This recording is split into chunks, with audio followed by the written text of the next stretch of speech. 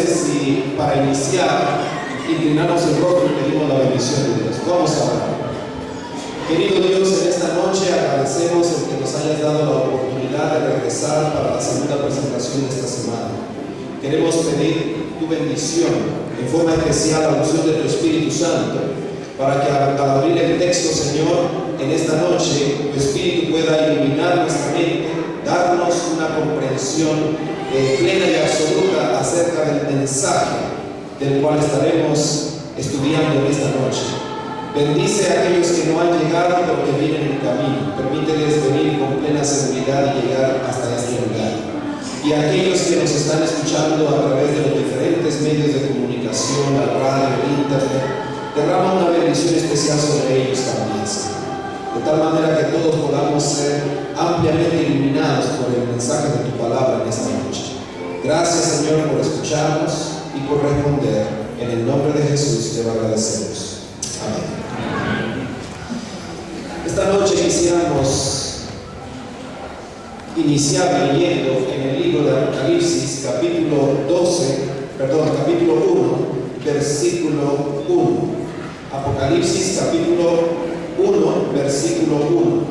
Si tienes tu Biblia contigo, voy a invitarte para que lo sigas. Aunque tenemos la pantalla, para algunos de los que están en la parte de atrás, probablemente la letra es demasiado pequeña, así que si tú puedes seguirlo directamente en tu Biblia, quiero animarte a que lo hagas.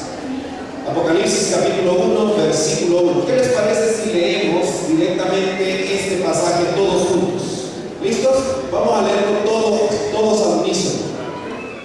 La revelación de Jesucristo que Dios le dio para manifestar a sus siervos las cosas que deben suceder pronto, y la declaró enviándola por medio de su ángel a su siervo Juan. Ahora, yo quisiera hacer una pregunta en esta noche, y no quisiera que respondieras ligeramente, quisiera que vieras el pasaje antes de responder, y entonces después de leer el pasaje cuidadosamente respondieras la pregunta. La pregunta con la que quisiera iniciar en esta noche es: ¿quién es el autor del libro de Apocalipsis? Ahí está en el texto, ¿ok? No me mires, mira el texto. Yo quiero preguntar: ¿quién es el autor del libro de Apocalipsis? ¿Quién dice el texto que es el autor del libro de Apocalipsis?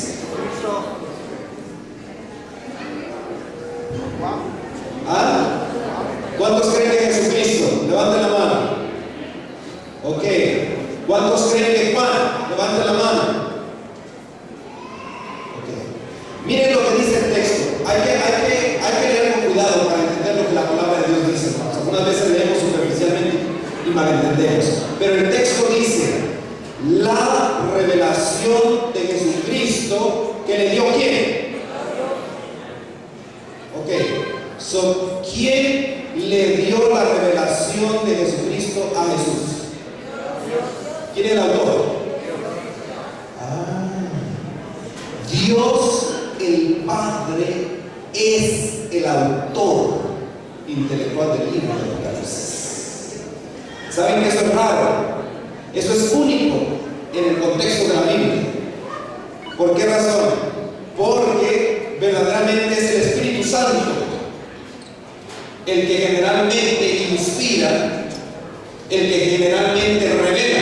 Pero en este caso, la revelación Dios se la dio a Jesús. Es la revelación de Jesús, pero Dios el Padre se la da a Jesús, quien a su vez Jesús se la da al ángel, y el ángel se la da a Juan, y Juan se la transmite a las 7 iglesias. Pero no debemos olvidar que el autor del libro es Dios el Padre. Ahora, eso en sí mismo es un mensaje, porque tan pronto tú descubres que Dios el Padre es el autor del libro de Apocalipsis, entonces la siguiente pregunta que debiéramos hacernos es: ¿y por qué Dios el Padre finalmente se convierte en autor de un libro en el canon bíblico? ¿Por qué? Bueno, creo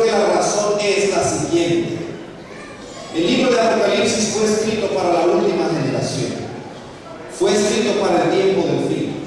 Por eso, cuando Dios o el Espíritu de Dios reveló el mensaje del libro de Daniel, el mensaje fue sellado y el libro fue cerrado. Pero cuando se reveló el mensaje, se dio la revelación de Jesús a través del libro de Apocalipsis. El libro quedó abierto. Eso significa que en realidad el libro era para ser entendido en esta última generación. Pero hay situaciones, hay características únicas en este último tiempo. Ustedes se van a dar cuenta que una de las características de este último tiempo es que las sociedades están fragmentadas. Hay una fragmentación completa en este mundo. Y cuando hablamos acerca de la religión, nos damos cuenta que en realidad, aún en la religión hay fragmentación. No todos aceptan a Jesús como el Mesías. No todos creen que Jesús es el creador del universo. Y sin embargo, cuando cruzamos las barreras religiosas de este mundo, nos damos cuenta que en realidad es un común denominador que todos creen en un Dios supremo y Padre de todas las cosas. Por esa razón, Dios el Padre, a quien todo el mundo reconoce, ya sea cristiano, católico, protestante, ya sea musulmán o judío, Dios finalmente va al reino y dice: yo voy a ser el autor del último mensaje a la humanidad, en el cual voy a revelar la necesidad que el ser humano tiene de aceptar a mi Hijo. Por eso Dios se convierte en el autor del libro. Es la revelación de Jesús, pero Dios se la da a su Hijo, para que su Hijo se la dé al ángel, y el ángel se la dé a Juan, y Juan se la transmita a las 7 iglesias, de tal manera que ese mensaje acompañe a la humanidad hasta el último momento. Aún en circunstancias de fragmentación, deben escuchar este mensaje, porque viene directamente de Dios Todopoderoso. Y saben, queridos hermanos, en el libro de Apocalipsis, Jesús es mencionado 250 veces, ya sea por nombre o por título. Por eso, en realidad, el libro de Apocalipsis y la palabra Apocalipsis significa revelar, descorrer el velo. Esa es la razón por la cual Jesús es el centro del mensaje de este libro. Y tiene como intención que todo mundo en esta última generación finalmente tenga una visión clara, un vislumbre claro de nuestro Señor Jesucristo. Ahora, ¿qué es tan especial acerca de Jesucristo que Dios haya ido al récord, se haya convertido en el autor del libro de Apocalipsis para revelar a su Hijo en esta última generación? Bueno, ustedes recuerdan algunos de los pasajes que leímos anoche. Noten lo que dice San Juan capítulo 17 versículo 3. Perdón, hubo un error ahí tipográfico.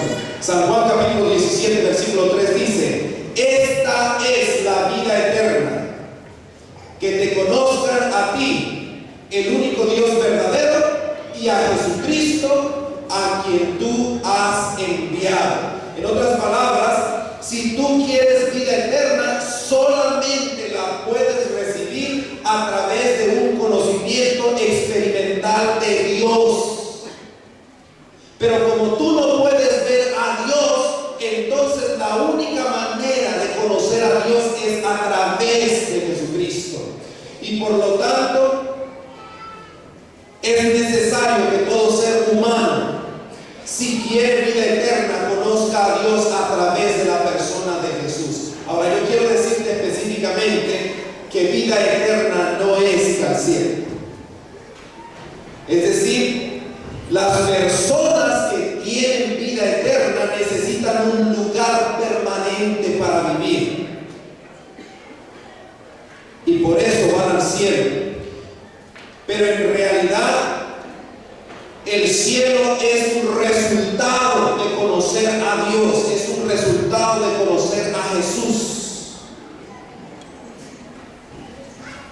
Y por lo tanto, la vida eterna es una constante comunión con Dios a través de la persona de nuestro Señor Jesucristo. Y porque tú estás en conexión con Jesucristo, que tiene vida eterna, entonces por lo tanto tú vas a necesitar un lugar donde vivir y por ende tendrás que ir al cielo. Note que San Juan capítulo 1 versículo 1 en adelante habla acerca de estas realidades. Miren lo que dice el texto bíblico en San Juan 1 en adelante. Dice el texto: en el principio era el verbo, y el verbo era con Dios, y el verbo era Dios. Este era en el principio con Dios. Todas las cosas por Él fueron hechas, y sin Él nada de lo que ha sido hecho fue hecho. En Él estaba la vida, y la vida era la luz de los hombres. La luz en las tinieblas resplandece, y las tinieblas no prevalecieron contra ella. Eso significa que en realidad la vida de Dios está en Jesús. Él la posee, y por lo tanto Jesús es vida. Y todas las criaturas creadas verdaderamente sobreviven, subsisten solamente porque Jesús las sostiene con su propia vida. Y por ende, la vida de Jesús es la luz de todos los hombres. Esa es la razón por la cual algunas veces cuando le he ilustrado a mis hijos la importancia de Jesús en sus corazones, le digo: mira, Jesús es luz. Y por lo tanto, cuando entra algún rayo de sol por la mañana, mientras alguno de los niños está dormido y le pega en la cara y lo despierta, le digo: mira, tú estabas como dormido y volviste a la actividad, volviste a la vida tan solo porque la luz tocó tu rostro. Así la luz de Cristo da vida a toda criatura, porque Él brilla en este mundo.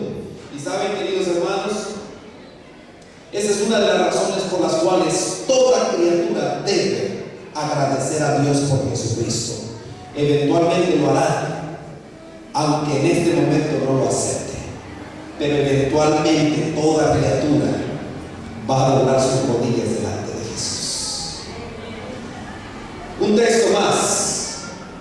Miren lo que dice allí en San Juan capítulo 1 versículos 9 al 12. Aquella luz verdadera que alumbra a todo hombre venía a este mundo. En el mundo estaba, y el mundo por Él fue hecho, pero el mundo no le conoció. A lo suyo vino, y los suyos no le recibieron. Mas a todos los que le recibieron, a los que creen en su nombre, les dio potestad de ser, ¿qué cosa?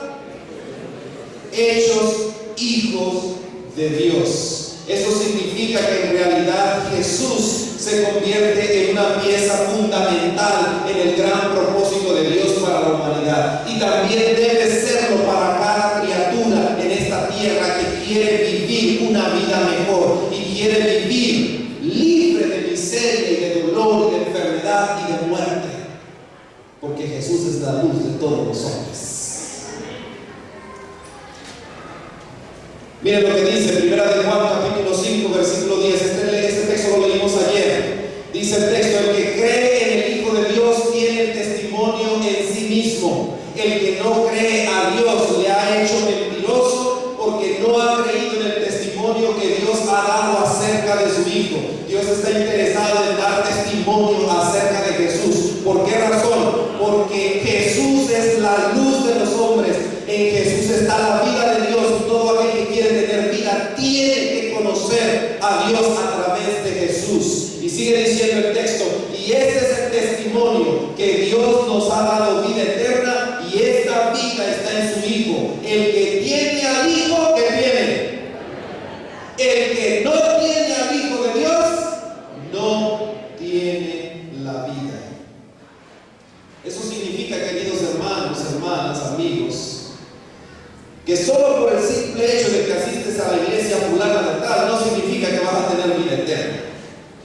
simple y sencillamente porque cantas en el coro de la iglesia fulana de tal, automáticamente vas a ir al cielo. Oh, no, no, no, no, no.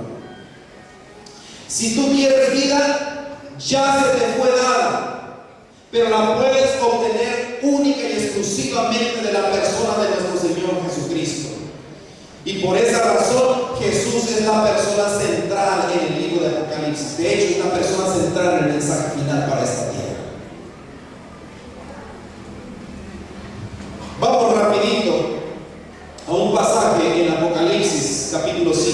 Y disculpe, la letra está un poco pequeña, pero síganlo en sus Biblias. Apocalipsis capítulo 5. Vamos a leer a partir del versículo 1 al versículo 6. Y si tú estás escuchando por ahí por la radio o en el internet, búscalo en tu Biblia. Apocalipsis capítulo 5, versículos del 1 al 6. Voy a leer rapidito. Note lo que dice el texto bíblico. Dice: y vi en la mano derecha del que estaba sentado en el trono un libro escrito por dentro y por fuera, sellado con 7 sellos. ¿Dónde está el trono de Dios? ¿Dónde está el trono de Dios? En los cielos, ¿verdad? Eso significa que esta visión toma lugar doble. En los cielos. Dice el texto en el versículo 2: y vi a un ángel fuerte que pregonaba a gran voz: ¿quién es digno de abrir el libro y de sacar sus sellos? Y ninguno, ni en el cielo, ni en la tierra, ni debajo de la tierra podía abrir el libro, ni aún mirarlo. Y lloraba yo mucho. Este es Juan en visión. Dice que cuando nadie fue encontrado que pudiera abrir el libro, ni siquiera mirarlo, entonces Juan se puso a llorar. Y lloraba yo mucho porque no se había hallado a ninguno digno de abrir el libro, ni de leerlo, ni de mirarlo. Y uno de los ancianos me dijo: no llores, he aquí que el león de la tribu de Judá, la raíz de David, ha vencido para abrir el libro y desatar sus 7 sellos. Y miré y vi que en medio del trono y de los 4 seres vivientes y en medio de los ancianos estaba en pie un cordero como inmolado, que tenía 7 cuernos y 7 ojos, los cuales son los 7 espíritus de Dios enviados por toda la tierra. Noten, esta visión es sumamente importante. ¿Por qué razón? Porque el que está sentado en el trono tiene un libro sellado con 7 sellos.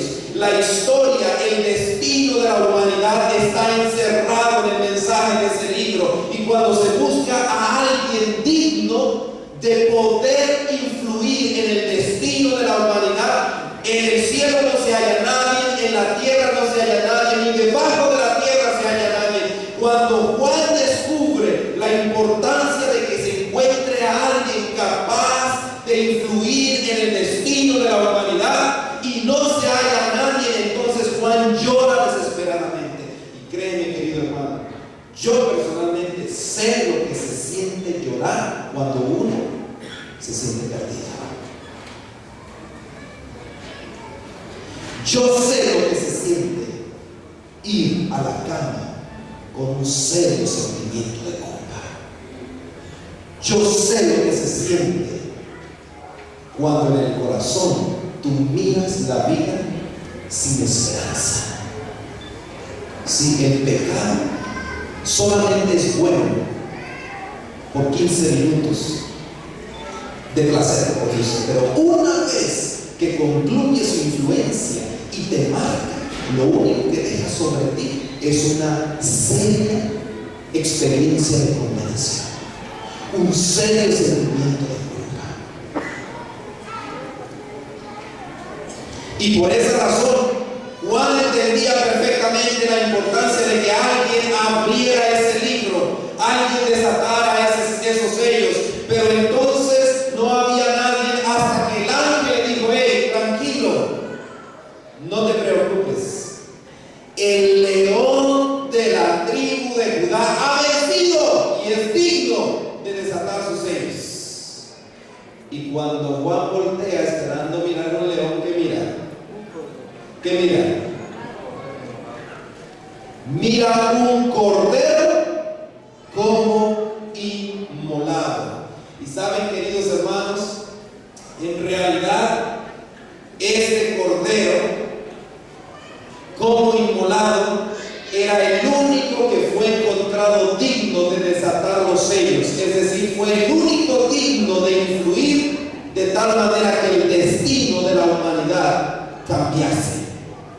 Ahora, cuando nosotros encontramos en este capítulo directamente hablando acerca del destino de la humanidad en este libro y del cordero como inmolado, nos damos cuenta que el libro está hablando en referencia directa a la primera muerte del cordero, es decir, al evento cuando el pecado entró y tuvo que confrontarse el resultado del pecado. Y ustedes saben que eso sucedió inmediatamente, tan pronto el hombre fue creado en el huerto del Edén, cuando el hombre pecó. Así que para entender la dinámica del capítulo 5 y lo que significa, necesitamos regresar entonces al libro de Génesis y descubrir que realmente fue lo que pasó allá en Génesis capítulo 3. Génesis capítulo 3. Así que vayan conmigo rápidamente a Génesis capítulo 3. Y bueno, antes de entrar en la lectura del texto bíblico, déjenme mencionarles algunos aspectos importantes porque no tenemos tiempo para leer todos los pasajes. Pero ahí en Génesis capítulo 1 y capítulo 2, que son los capítulos anteriores al capítulo 3, se habla de un Dios que es amor, un Dios que estaba enamorado de la humanidad, un Dios que puso a Adán y a Eva en el jardín del Edén. ¿En dónde los puso? ¿Y qué significa la palabra Edén? La palabra Edén significa placer. Y algunas veces nosotros pensamos que el diablo fue el que inventó el placer. No, queridos hermanos, el placer lo inventó Dios. ¿Saben por qué razón? Dios inventó el placer porque Dios estaba enamorado de la humanidad. Dios amaba al hombre y por eso lo puso en este jardín que en realidad era un jardín de placer. Todo lo que el hombre podía percibir, desde la vista hasta el olfato y el sentido del tacto, era placentero. Y todo solo y exclusivamente porque Dios amaba a la humanidad. Solo porque Dios verdaderamente quería que el hombre supiese que Dios le amaba profunda y verdaderamente. Así que por lo tanto, Dios nos puso en ese jardín y finalmente les dijo, bueno, yo los amo y para mostrarles que los amo, les voy a dar la oportunidad de que ustedes libremente puedan responder a la influencia de mi amor. Es decir, les voy a dar a ustedes la oportunidad de elegir si desean amarme de regreso. Y por eso, después de ponerlos en este jardín lleno de todo lo hermoso y lo perfecto, entonces les dio una elección. Dios verdaderamente les permitió elegir si iban a obedecerlo a Él o no.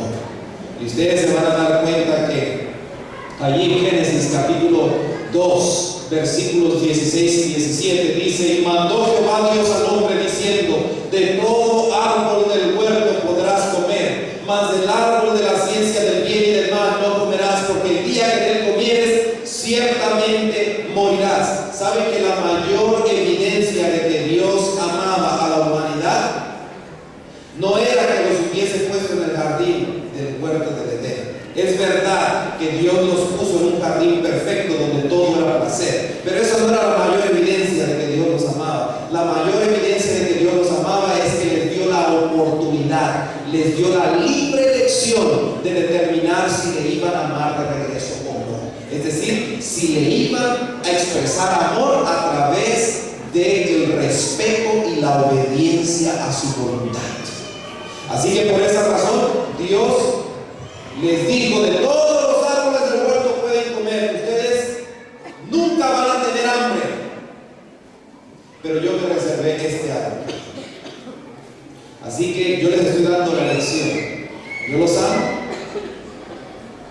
y la mayor evidencia que los amo, les estoy dando la libertad para determinar si van a dar de regreso. Pero si deciden no amarme de regreso, eso significa que entonces ustedes no quieren vivir conmigo. Recuerden que yo soy la fuente de la vida. Y si ustedes no viven en conexión conmigo, entonces automáticamente ¿qué va a pasar con ustedes? Van a morir. La mayoría de la gente cree que este pasaje de Génesis capítulo 2, versículo 16 al 17 es una amenaza de parte de Dios. Que Dios está amenazando a Adán y a Eva. O me obedeces o te mato. Pero la verdad es que no. Dios simple y sencillamente está presentando la realidad de la dinámica de la vida. Dios es la fuente de toda la vida. Y la única manera de tener vida permanente es estar en conexión con Dios. Y sin embargo, Dios nos da la oportunidad de decidir no estar en conexión con Él si no queremos. Pero últimamente, si eso decidimos, entonces también tendremos que aceptar la consecuencia de esa decisión. Así que por lo tanto, Dios le refleja al hombre la realidad de la vida y el resultado de una decisión. Y obviamente Dios le dio esa oportunidad a Adán y Eva, pero en realidad no los amenazó. Una maravillosa lección la que Dios les dio. Ahora Adán, frente a esa oportunidad, tiene que tomar una decisión.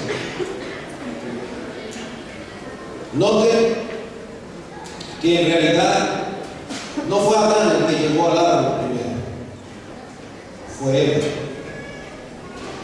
Y Eva se dejó engañar, se dejó seducir por el diablo.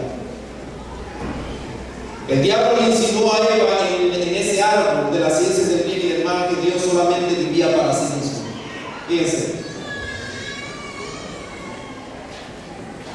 quien realmente vive para sí mismo es Satanás.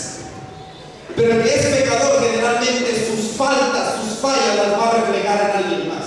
El diablo es el que vivía para sí, pero ahora el diablo va a reflejar su falla, su carácter egocéntrico y arrogante en la personalidad de Dios, y eso es exactamente lo que le insinúa a la mujer.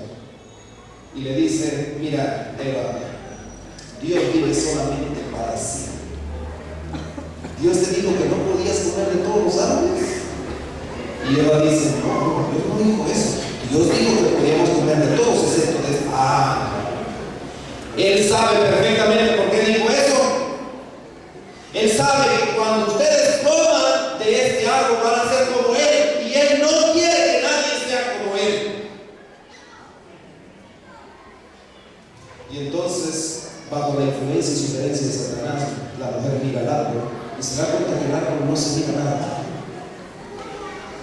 De hecho, escúchenme bien, la mujer lo toca y no le pasa nada. Finalmente decide comerlo y no se muere. Y el diablo sugiere: ya ves, ¿te das cuenta? Nada pasó. Ahora la mujer viene delante de Adán y dice: no pasó nada lo que Dios dijo. La serpiente me ha dicho que Dios es el que vive para sí, porque no quiere que nosotros comamos de este árbol. Yo ya lo comí y no me pasó nada. Ahora Adán está ante la encrucijada de determinar qué va a hacer. Y créanme, queridos hermanos, Adán no fue engañado. Adán sabía perfectamente lo que estaba sucediendo. Y sin embargo, Adán cayó víctima de la seducción del enemigo. ¿Saben por qué razón? Porque él permaneció escuchando las sugerencias que el diablo estaba haciendo a través de la experiencia de él. Mira, conmigo no me pasó nada.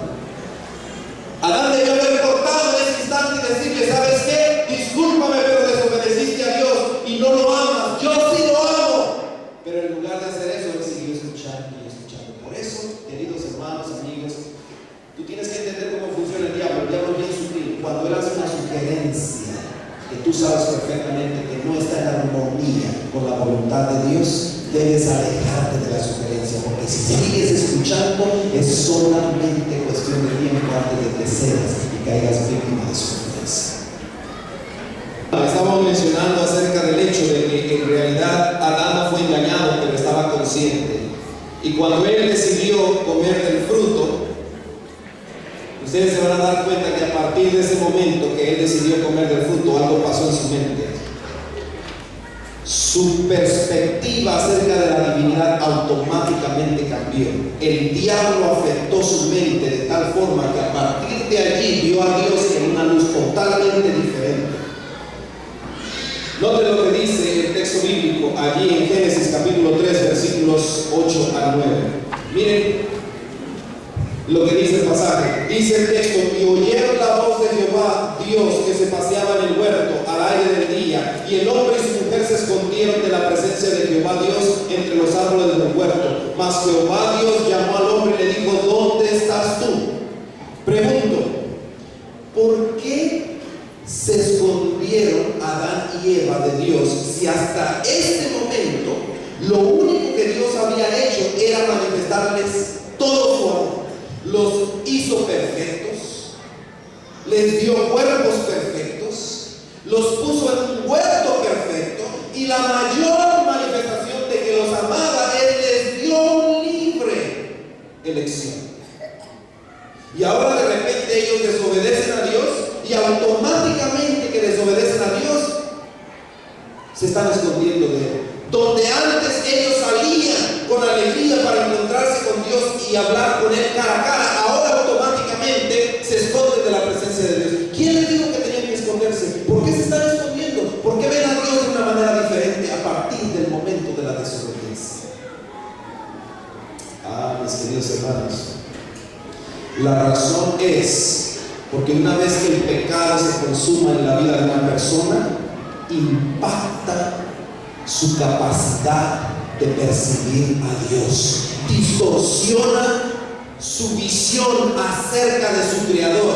No es problema del Creador, el Creador no ha cambiado, Él sigue amando, pero ahora el pecado verdaderamente afecta el intelecto del individuo y lo hace a ese Dios de amor que en realidad ama a sus criaturas y lo ha manifestado de forma concreta, lo hace al individuo verlo como un Dios tirano, como un Dios egoísta, como un Dios malo, como un Dios que desea hacer a sus criaturas sufrir. Por eso, automáticamente, tan pronto como escucharon la voz de Dios, ellos comenzaron a esconderse y huir de la presencia de Dios. Miren cómo el pecado distorsiona en la mente aún las palabras de Dios. En los versículos anteriores que leímos, Dios no está amenazando a Adán y a Eva. Simple y sencillamente les está recordando que Él es la fuente de la vida. Si lo desobedecen, se despegan de esa fuente y por ende el resultado será ¿qué cosa? La muerte. Pero ustedes no van a encontrar que en el texto diga que Dios es el que los va a ejecutar. ¿O sí dice eso en el texto? No lo dice, porque en realidad ni siquiera había necesidad. Dios no tenía esa intención. Y sin embargo, cuando Adán desobedece y escucha la voz de Dios, automáticamente en su mente dice: Dios dijo que si yo me separo de Él, voy a morir. Así que lo más probable es que Dios viene ¿para qué cosa? Para ejecutarme.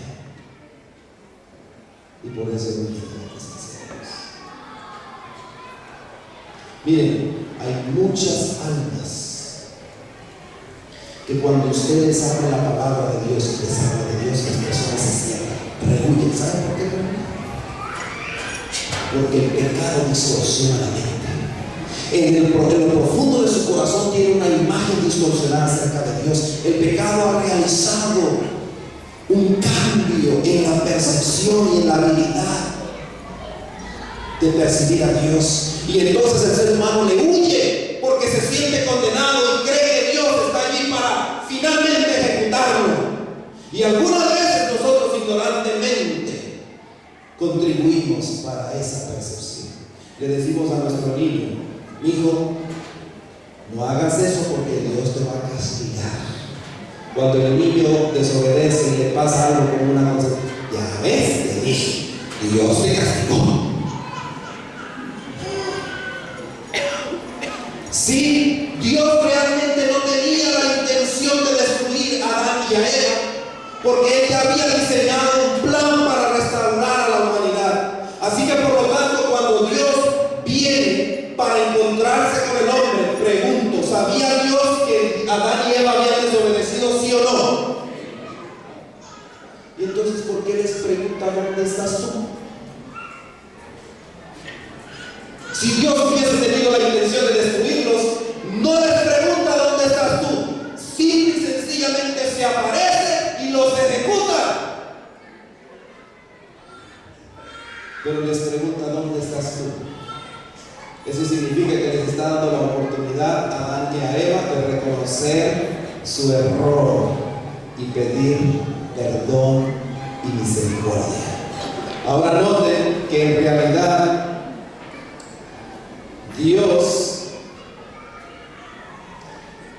no está tratando de sorprender al hombre con las manos en la masa. Dios no está tratando de condenar al hombre. Dios simple y sencillamente está tratando de darle la oportunidad al ser humano de que reconozca. Pero el pecado ciertamente allá había afectado la mente de Adán y de Eva. Ahora miraban a Dios en otra luz.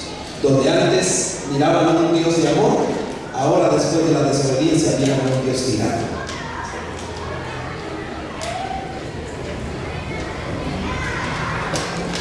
Por eso Dios, cuando finalmente se da cuenta el hombre que Dios lo está buscando y Dios sabe que el hombre se ha escondido, le dice: ¿comiste del árbol que te dije que no comieras?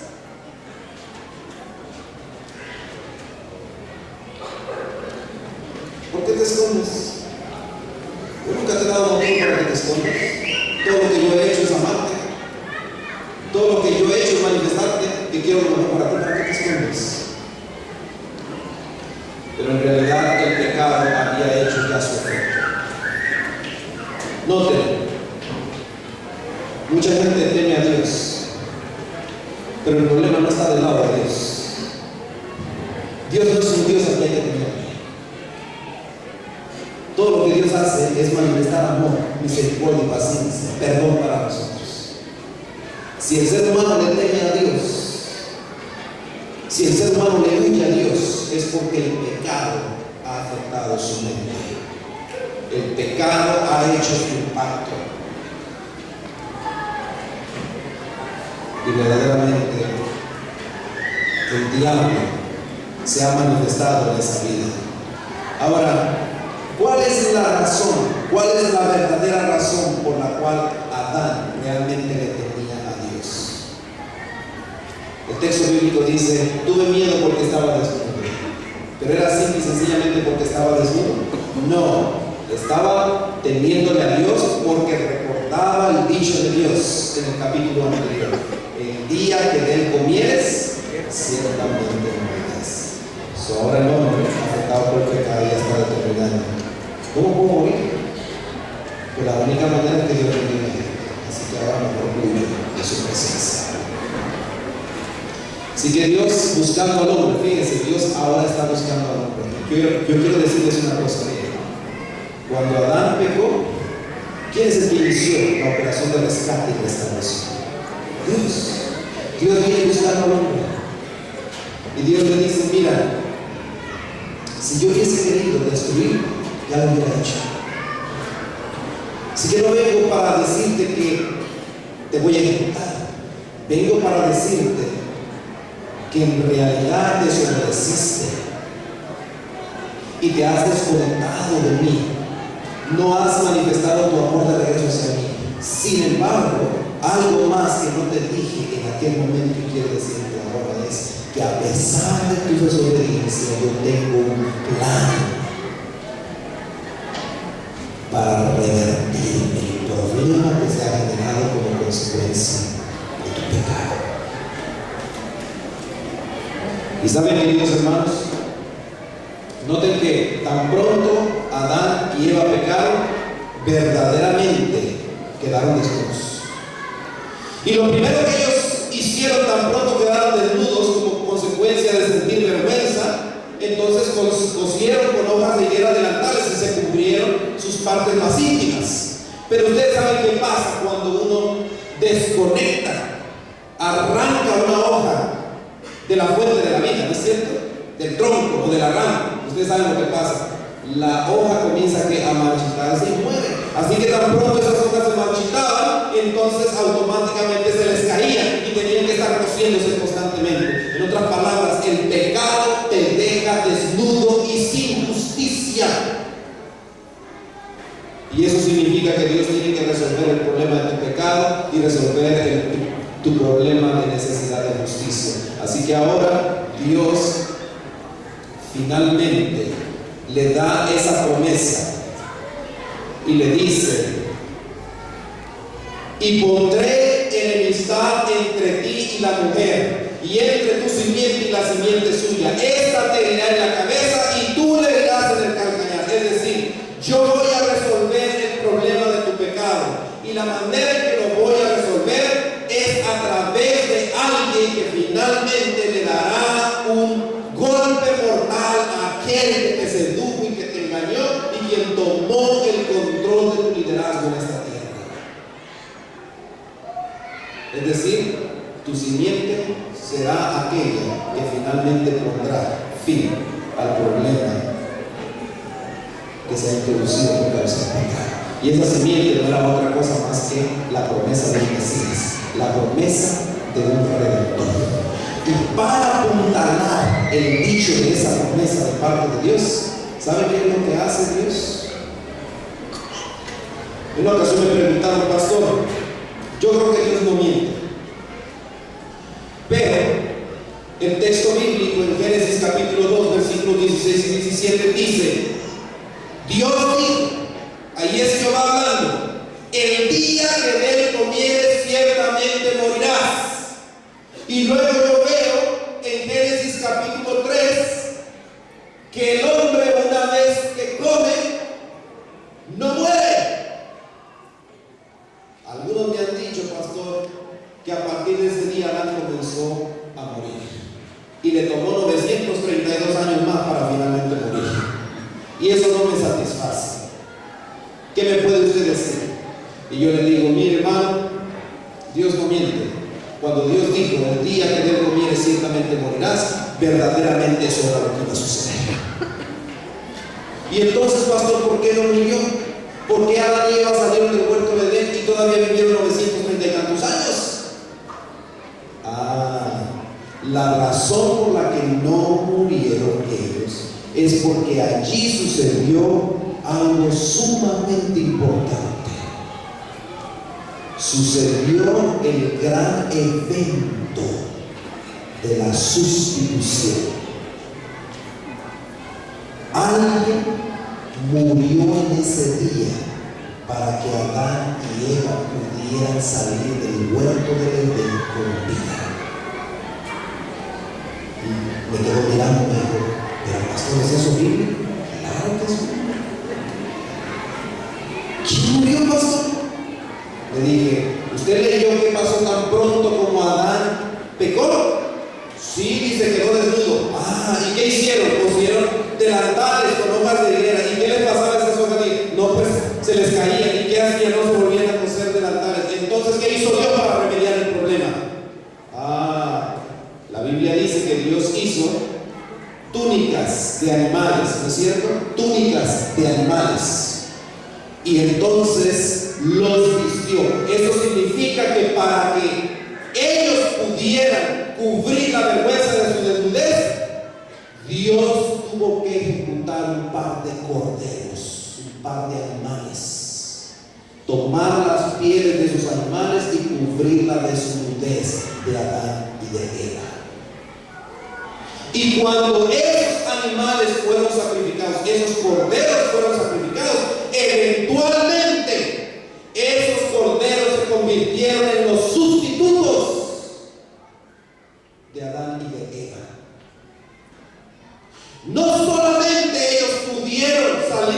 vida de esa situación porque el sustituto murió, pero también el sustituto les proveyó a ellos justicia para poder seguir viviendo. Y esa justicia está reflejada en la vestimenta. Por eso es que verdaderamente usted va a encontrar que en el texto bíblico Dios se manifiesta a sí mismo como el sustituto. Es decir, Dios les dijo que el día que de él comieren, ciertamente morirían, pero no les dijo que el día que de él comieren y tuviesen que pagar con su vida, habría un sustituto que podría pagar por ellos. Así que por lo tanto, Dios ahora les va a manifestar que Él se va a convertir en el sustituto al tomar el lugar, y lo manifiesta a través del símbolo de dos pequeños corderos que son inmolados para que entonces puedan cubrir su desnudez y a la misma vez puedan seguir viviendo. Ahora, yo quiero decirles algo acerca de este concepto de la sustitución, porque eso es muy importante. Miren, la mayoría de las personas tienen mucha dificultad para entender cómo es que Dios resuelve el problema del pecado. Y en los próximos 2 temas voy a tratar de presentarte esto en forma clara para que no haya duda en tu mente acerca de eso. Esta noche quiero concentrarme en los últimos minutos que me quedan en el concepto de la sustitución, porque esa fue la única razón por la cual Adán salió del huerto de Edén con vida, porque hubo un sustituto. Cuando tú ves un partido de básquetbol, ustedes se van a dar cuenta que los partidos de básquetbol constantemente tienen sustituciones, ¿no es cierto? Ok. Bueno, suponiendo que tú estás en un equipo de básquetbol y tu equipo va perdiendo, quedan solamente 3 segundos en el juego, tu equipo va perdiendo por 2 puntos, y entonces el entrenador, el coach, pide un timeout y le dice al equipo: mira, tú vas a salir, te dice a ti, tú vas a salir, y en tu lugar va a entrar un sustituto. Este sustituto que va a entrar para finalmente lanzar en los 3 segundos que restan un tiro desde afuera del área que valga 3 puntos, porque nosotros vamos perdiendo por 2 puntos. Si este sustituto tira la pelota y encesta dentro del periodo de los 3 segundos que quedan, entonces automáticamente se gana el partido. Si el sustituto, cuando lanza la pelota, falla el tiro y no encesta, entonces se pierde el partido. ¿Estamos todos entendidos? Así que tú vas a salir y por ti va a entrar el sustituto. Yo te pregunto, tú eres parte del equipo que está jugando y ahora tú vas a salir y el sustituto va a entrar por ti. Cuando tú estás en la banca, ¿eres parte del equipo, sí o no? El sustituto que entró por ti es parte del equipo, sí o no. Okay. Somos todos un equipo, ¿correcto? Ok. Bueno. Ahora el sustituto está listo para recibir la pelota. Si el sustituto coge la pelota y tira y encesta, ¿quién gana el juego? ¿El sustituto o tú o el equipo? ¿Quién gana? Gana el equipo, aunque tú estés en la banca, como quiera que sea gana. ¿Por qué? Porque él entró como sustituto tuyo. Tomó la pelota y encestó y ganó los 3 puntos que faltaban para darle vuelta al marcador. Pero si el sustituto falla, ¿qué pasa con el partido? ¿Quién pierde el partido? El sustituto. ¿Quién pierde el partido? Todo el equipo pierde el partido. ¿Se dan cuenta? Este es el concepto de la sustitución que Dios hace. Y yo quiero que tú lo entiendas bien esta noche. ¿Por qué razón? Porque en realidad Lo que sea que le pasa al sustituto, ¿le pasa a quién? Le pasa a todo el equipo. ¿Acuérdense? Así que Dios envió un sustituto para Adán. Su nombre es Jesús. La Biblia lo identifica a él, a Jesús, como el último Adán. Adán estaba arruinando el juego porque desobedeció. Pero en los últimos 3 segundos del juego de la humanidad, Dios envía un sustituto. Y noten, ¿quién es el sustituto? El Hijo de Dios, que es la luz del mundo. Si el Hijo de Dios, Jesucristo, encesta, si anota la canasta, entonces, ¿qué pasa con todo el equipo? Ganamos. Pero si el Hijo de Dios falla en su misión, ¿qué pasa con todos nosotros? Nos perdemos. Porque recuerden, lo que sea que le pasa al sustituto, ¿le pasa a quién? A todos. Ahora noten lo que dice el texto bíblico, para que entiendan. Miren lo que dice acerca de la realidad del sustituto. Dice Lucas capítulo 2, versículos 10 al 12. Pero el ángel les dijo, y está hablando aquí acerca del nacimiento de Jesús, el sustituto. Pero el ángel les dijo: no temáis, porque he aquí os doy nuevas de gran gozo, que serán ¿para cuántos? Para todo el pueblo. Que os ha nacido hoy en la ciudad de David un Salvador, que es ¿quién? Cristo el Señor. Esto os servirá de señal: hallaréis al niño envuelto en pañales, acostado en un pesebre. Eso significa que el nacimiento de Jesús eran buenas nuevas ¿para cuánto? Solamente para los creyentes, ¿no es cierto? No, eran para todos, que os ha nacido un sustituto, es decir, un Salvador. Y esas son buenas noticias ¿para cuántos? ¿Por qué razón? Porque todos estamos en una crisis. La paga del pecado es muerte eterna, pero Dios finalmente envía un sustituto. Y miren, queridos hermanos, realmente ese sustituto tenía la intención de ser sustituto para todos. Si Él gana, entonces ¿quiénes ganan? Todos nosotros ganamos. Pero si Él pierde, ¿qué pasa con nosotros? Todos nosotros perdemos. Ahora yo quiero saber si ganó o perdió cuando vino como sustituto. Pero estas son buenas nuevas para todos. ¿Por qué razón? Porque todos estamos en el equipo de la humanidad. Y Cristo vino a este mundo no solo como Dios, pero también como hombre. Y ustedes pueden leer en Hebreos que Él tomó nuestra carne y nuestra sangre. Fue tentado en todo. ¿Por qué? Porque es parte del equipo. Y lo que sea que nosotros atravesamos como equipo, Él también tiene que sufrirlo. Así que lo que pasa con Cristo le afecta a toda la humanidad. ¿Recuerdan el pasaje que leímos en Apocalipsis capítulo 5? ¿Quién fue hallado digno? No había nadie ni en el cielo, ni en la tierra, ni debajo de la tierra, de desatar, de tomar el libro y desatar sus sellos, que estaba en el libro, el destino de la humanidad. ¿Quién podía influir para que el destino de la humanidad, que estaba condenado, pudiese cambiar? No había nadie, hasta que el ángel dijo: tranquilo, hay uno, el león de la tribu de Judá. Y cuando Juan voltea, ¿a quién mira? Cordero como inmolado. Sustituto. ¿Ok? Sustituto.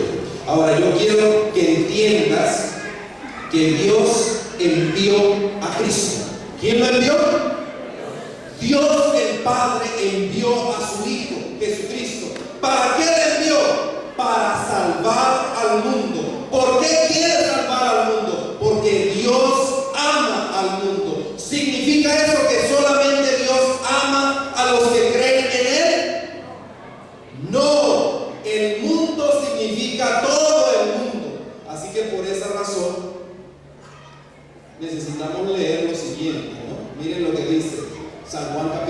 3, versículos 16 y 17.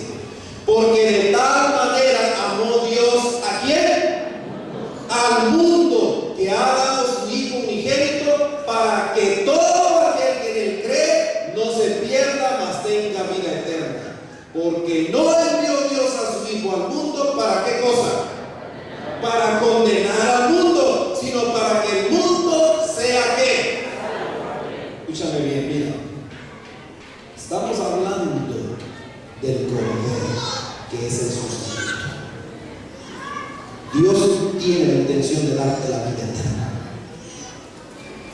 Ya te la dio. No tienes que andar buscando, ya la tienes.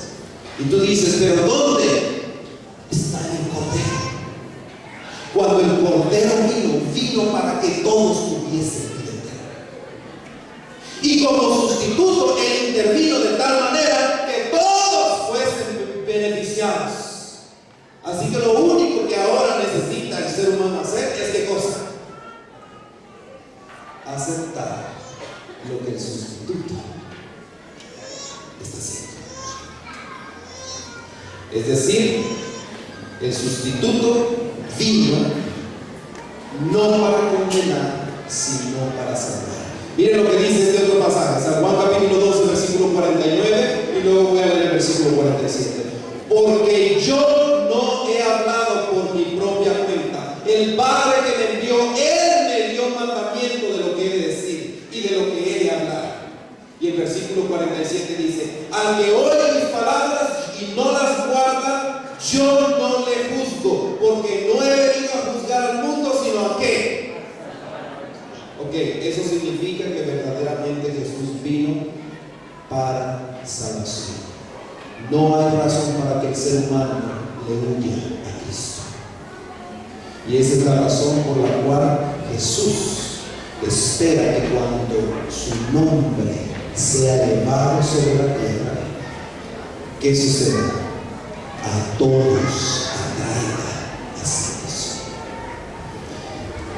Esa es la razón por la cual esta noche quiero concluir con una apelación. Una apelación antes de que vayas a tu casa. Porque has entendido que la única razón por la cual Adán salió del huerto de Edén con vida, y la única razón por la cual tú estás aquí con vida, es por la acción del sustituto. Eso significa que en realidad el ser humano, independientemente de si lo entiende o no lo entiende, la única razón por la que está subsistiendo es porque el sustituto vino para salvar. Y sin embargo, Dios no forzó la decisión de Adán y de Eva en el huerto, y tampoco la va a forzar hoy en día. El ser humano, conscientemente del amor de Dios, tiene que decidir amar a Dios de regreso.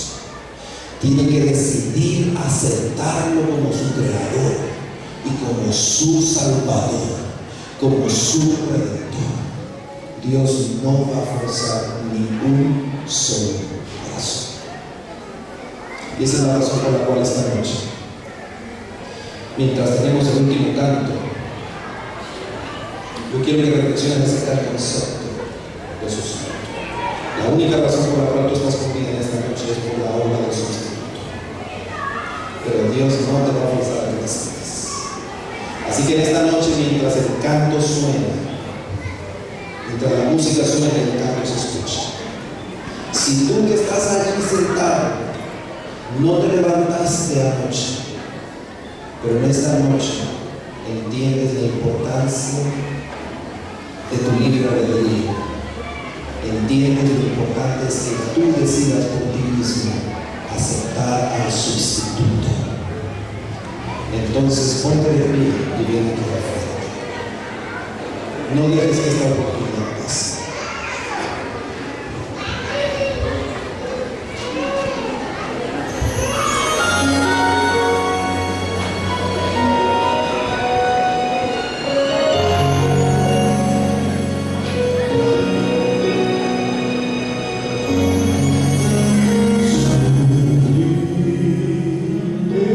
Ella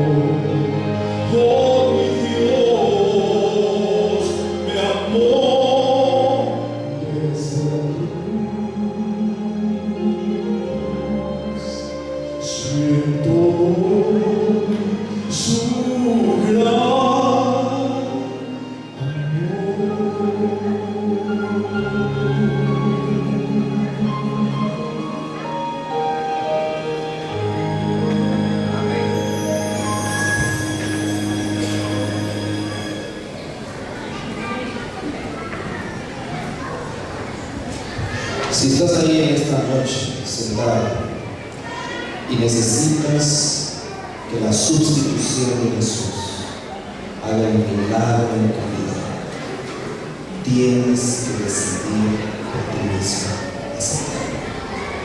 Así que yo quiero invitarte en esta noche, si estás ahí sentado, ponte de pie, ven aquí al frente, permíteme tener el privilegio de orar en forma especial para que Jesús se convierta en el centro de tu vida. Ven aquí al frente, no te quedes aquí. Si estás allí sentado, no te levantaste anoche a pesar de que el Señor te estaba llamando, ven, no te quedes. No necesitas seguir sufriendo de la manera en que lo estás experimentando. Si tan solo puedes creer que el sustituto es capaz de cambiar el destino de la humanidad, entonces creerás que es capaz de cambiar el destino de tu vida.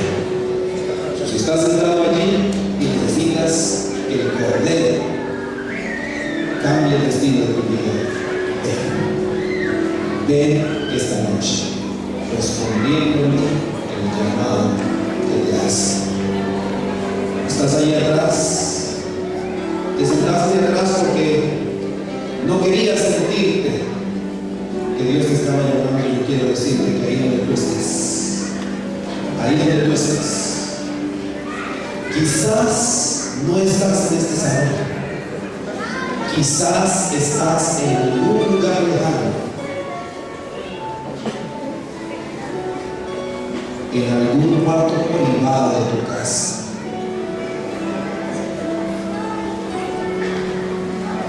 pero sabes necesariamente lo que necesitas. Yo quiero decirte a ti que escuchas por radio, por internet, Dios también te está llamando a ti, ahí donde tú estás. Mientras las personas aquí vienen al frente, en este salón, allí donde tú estás, donde sea que estás escuchando el mensaje de la palabra, inclina tu rostro y abre tu corazón a Jesús. Él es el único digno de tomar el libro y abrir los cielos, porque fue el Cordero inmolado. Cambió el destino de la humanidad, y ciertamente también puede cambiar el destino de tu vida, pero tienes que aceptarlo. Tienes que usar tu libre albedrío y aceptarlo. ¿Alguien más en esta noche tiene este salón? Si estás ahí de pie, ven aquí al frente. No te quedes allí en tu lugar. Ven para acá. Hay alguien más que está sentado allí que necesita estar aquí, porque sabe que el único que puede transformar el destino de su vida es el Cordero. Ponte de pie donde estás y ven. Tú que estás escuchando y sabes la necesidad que tienes de Cordero. Él es nuestro sustituto. No tienes que experimentar consecuencias para el pecado si el sustituto paga ese precio. ¿Alguien más ahí en la parte de atrás o aquí al frente?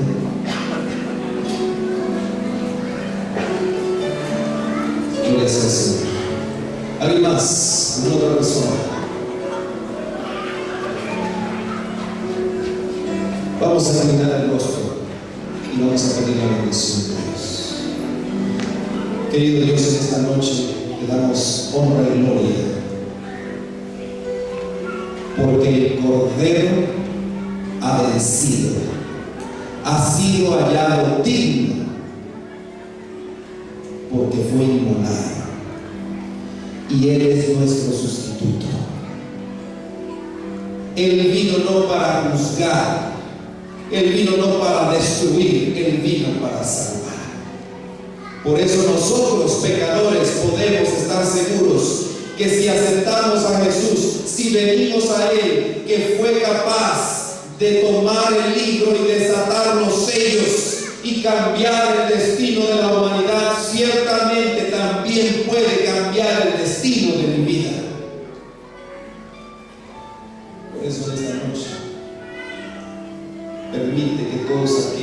que en fe han venido aceptando la intervención del Cordero en sus vidas, la intervención que finalmente les pueda dar vida eterna a través de su muerte. Permite, Señor, que traiga esa seguridad también a sus corazones en esta noche. Si hay alguien en este salón que debió haberse puesto de pie o que está luchando dentro de su corazón para ponerse de pie, permite que tu Espíritu, Señor, lo levante ahí donde está. Pero que el Cordero sea el único digno de transformar el destino de su vida. Si hay alguien que por medio de la radio o por medio del internet, ahí donde está, necesita también aceptar al Cordero, te ruego, Señor, que tú que eres del corazón le des paz y salud y felicidad como una manifestación de que has escuchado su decisión. Y Dios, si hay alguien aquí que no se ha puesto de pie y que necesita, en tu infinita misericordia continúa laborando hasta que nuestro corazón finalmente acepte el Cordero. Permite que en esta noche los que están aquí en pie, Señor, salgan de este lugar y vayan a sus hogares con una bendición especial de paz, porque el Cordero ha sido aceptado para transformar el destino de sus vidas. Gracias, Señor, por escuchar nuestra oración y responderla. En el nombre de Jesús. Amén. Voy a pedir